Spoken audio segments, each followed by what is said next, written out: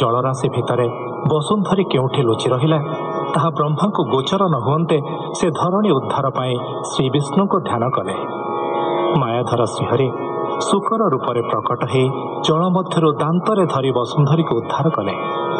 उद्धार समय पथ रुधुवा आदि राक्षस हिरण्याक्ष को संहार कले। धरणी उद्धार हुंते ब्रह्मा सह ऋषिगण भगवान को स्तुति कले। ऋषिगण उवाच हे यज्ञ रूपी जनार्दन तोर विहार त्रिभुवन जयतु जय भगवान तु वेदमय विद्यमान नमो गोविंद महीधर अशेष महिमा सागर हे काल रूपी तो चरणी निर्भये पशिलु शरणी।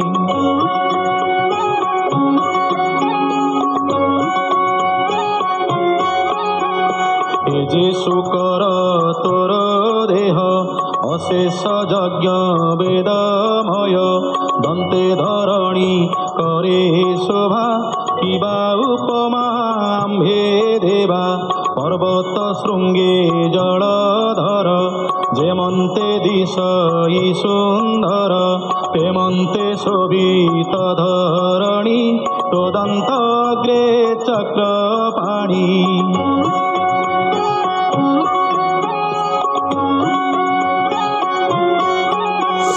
एबे धरणी स्थाप जड़े भोनाथ तोर माया भले ए भूमि जीव लोक माता तो नाथ जीव लोक पिता तो बिनु केबा अन्य भले मही उद्धरे महाजड़े तो जग माया गुण बड़े आम्भे मोहित एषयळे एणु विश्वकु सुख देई आम्भंकु नाथ कर त्राही।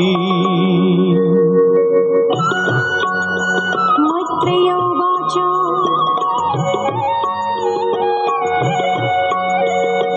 ब्रह्मादि मुनि उवाचादि परह रूपी तो सामने जले बसाई वसुंधरी अदृश्य होइले मुरारी से हरि अभय चरणे विदुर पसातु शरणे प्रेम मोहर कृष्ण कथा जे बहुति श्रुता वक्ता।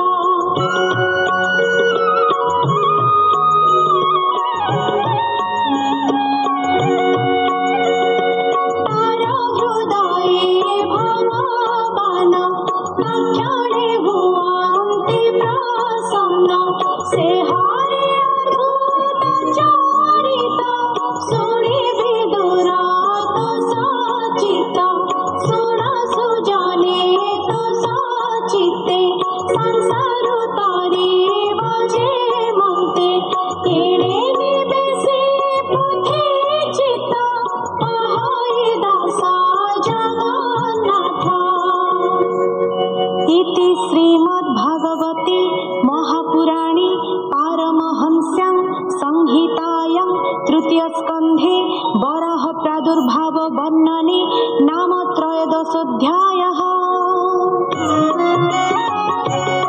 विदुर उवाच यज्ञ वराह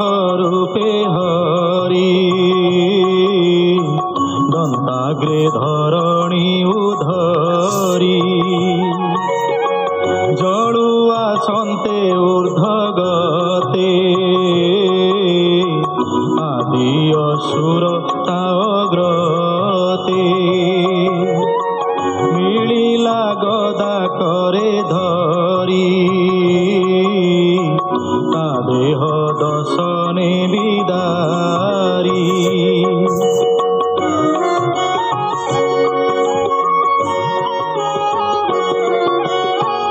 ଏ କଥା ଶୁଣି ତୁମ୍ଭ ମୁଖେ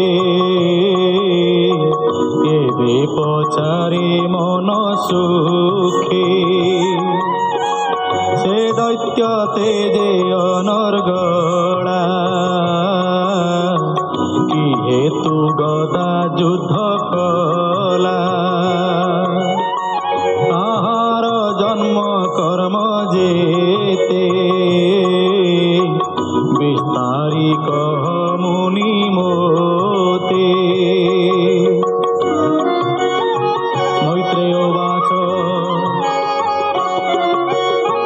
ତୁ ଧନ୍ୟ ଧନ୍ୟ କୁରୁ ବୀର। ଏ ସାଧୁ ପ୍ରଶ୍ନ ଯେ ତୋହର। ହରିଚରିତ ଗୁଣ କଥା ଅମୃତ ରସମୟ ଗାଥା। ଯାହା ଶୁଣନ୍ତେ ମୃତ୍ୟୁ ପାଶ ସୁତୀକ୍ଷ୍ଣ ଚକ୍ରେ ହୋଏ ନାଶ।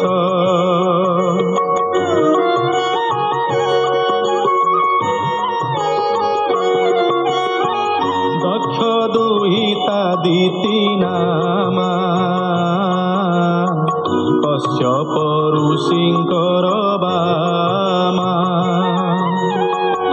ଏକ ଦିନେ ସନ୍ଧ୍ୟା କାଳେ ଏକା ପଶିଲା ଯଜ୍ଞଶାଳେ। ମିଳିଲା ନିଜ ପତି ପାଶେ କାମେ ପୀଡ଼ିତ ରତି ଆସେ।